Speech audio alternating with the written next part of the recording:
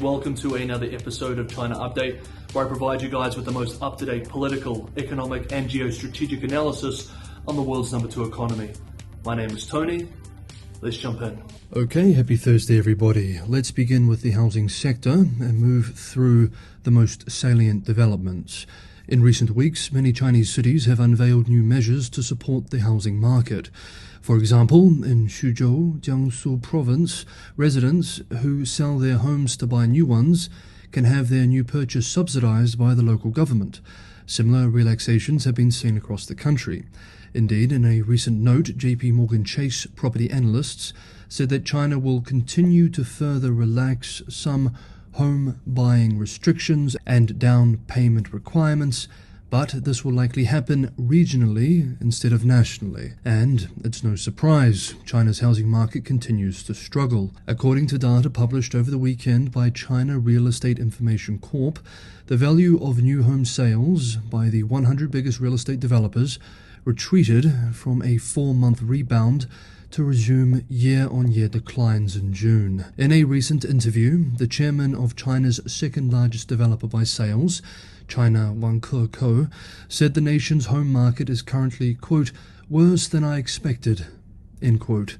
This week too, Goldman Sachs raised its projected default rate for Chinese high-yield property dollar bonds. Then yesterday, Wednesday, defaulted property developer Shimao Group Holdings Limited failed to find a buyer for a $1.8 billion project at a forced auction, even at a heavily discounted price, 20% lower than what was assumed to be market value. This is yet another concerning sign. After 2 years of crisis, the market continues to be pessimistic about the housing sector. Quote, investors are disappointed with the slow recovery of the housing market. The recovery path appears to be even longer than what the market had initially anticipated earlier this year. Investors are concerned not only about credit risk on individual names now, but also about the sector as a whole, as the restructuring process remains slow. End quote. And while we're on the property sector, over the weekend, Chinese financial media outlet Caixin published a long article on why China's much-discussed, long-planned property tax is still a long way off. Let's briefly observe the main points. Quote, first is the political challenge. There has been strong resistance from vested interest groups, including wealthy households, local officials, and real estate developers, to the idea. Second, more broadly, beyond these special interest groups, the willingness of average Chinese households to pay the tax also remains unclear.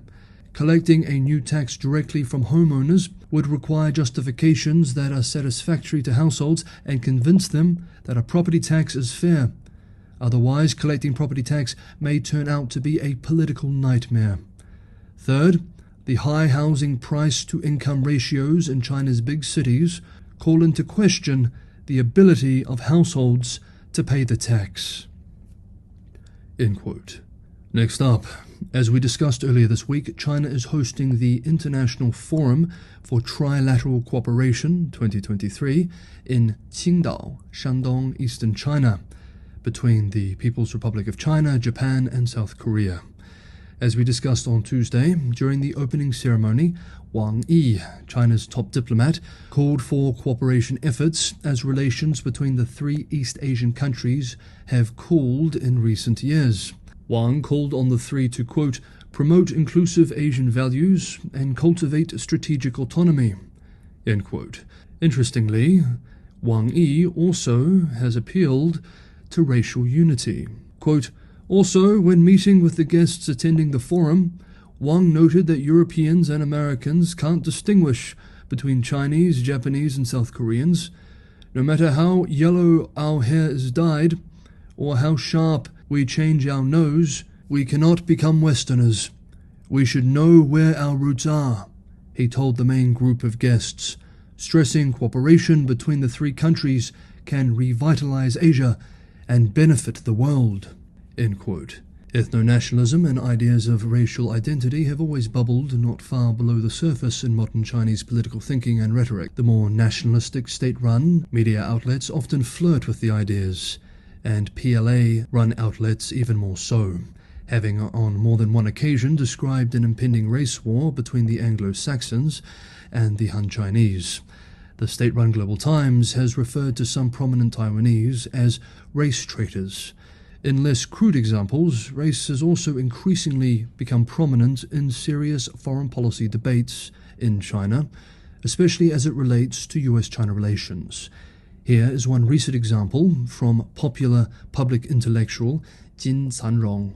Quote, "The fifth is racial contradiction, which Americans don't talk much about, but in reality, it's very profound. We must acknowledge that the West has done very well over the past few centuries. This is a fact, and the main body of the West is white people. Hence, there is a sense of white racial superiority, looking down on yellow, black, and brown races. To put it bluntly, they consider us as inferior. This leads to them being unable to accept our rise, both physiologically and psychologically."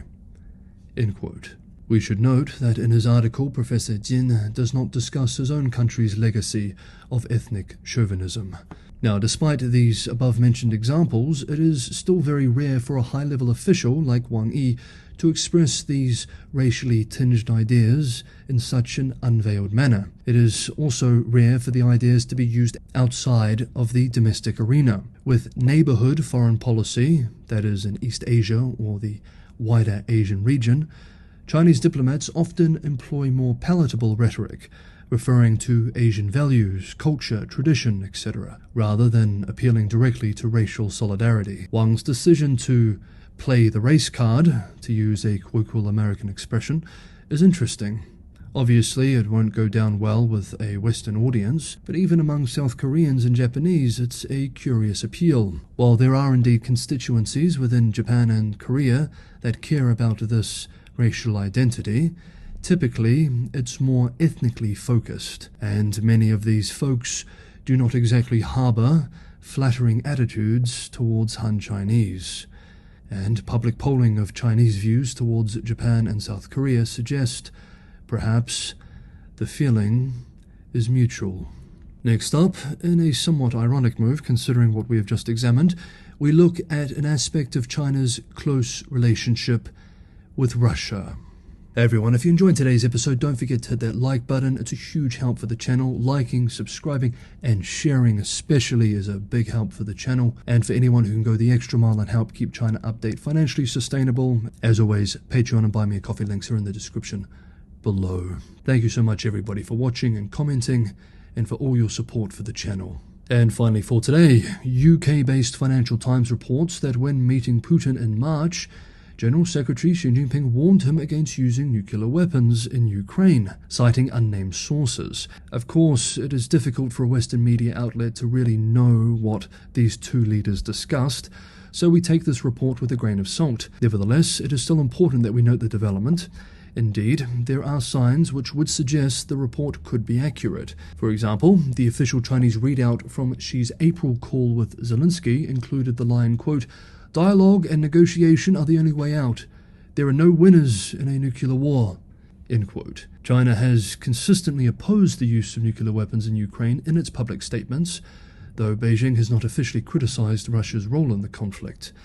Shi Yinhang, professor of international relations at Renmin University, has also said in an interview, quote, "Russia has never and will never have China's approval for using nuclear weapons." End quote. These suggest that it isn't outside the realm of possibility that she would make this statement to Putin as claimed in the Financial Times report. So let's briefly look at the Financial Times report, which we are now quoting directly. Xi Jinping personally warned Vladimir Putin against using nuclear weapons in Ukraine, indicating Beijing harbors concerns about Russia's war even as it offers tacit backing to Moscow, according to Western and Chinese officials. The face-to-face message was delivered during the president's state visit to Moscow in March, one of Xi's first trips outside of China after years of isolation under its zero-COVID policy. Since then, Chinese officials have privately taken credit for convincing the Russian president to back down from his veiled threats of using a nuclear weapon against Ukraine. We end our direct quote here. One US official expressed to the outlet, quote, "The Chinese are taking credit for sending the message at every level." End quote. If this report is true, it would suggest a degree of complexity in the Sino-Russo relationship, but it could also just be that this is part of a key message in Chinese diplomacy with Europe, a carrot of sorts, sending the message to the Europeans, which they still want on their side, hey, we can help control the Russians, so don't stand with the Americans. Do not alienate us. Of course, all of this is very hard to say. After all, as the old expression goes, the first casualty of war is the truth. Okay, that is today's episode of China Update. Thank you so much everybody for watching. Have a lovely Thursday, and I will see you all tomorrow.